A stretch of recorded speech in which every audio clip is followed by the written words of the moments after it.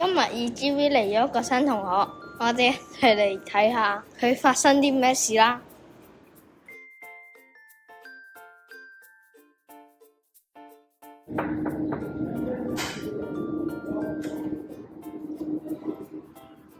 大家好，我係吳嘉希，我第一日嚟呢個學校。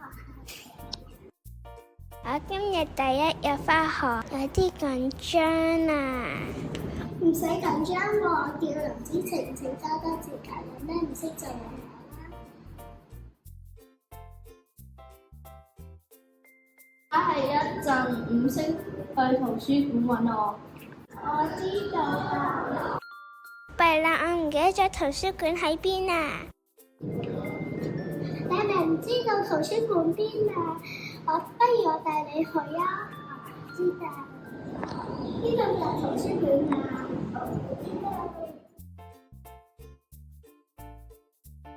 我都想去玩啊，但係嚟啦！我哋一齊玩呢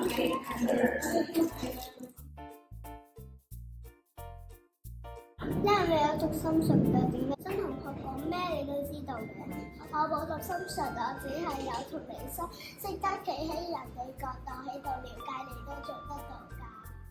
自從新同學嚟咗之後 ，EGV 班同學學識咗乜嘢係同理心，關係越嚟越好。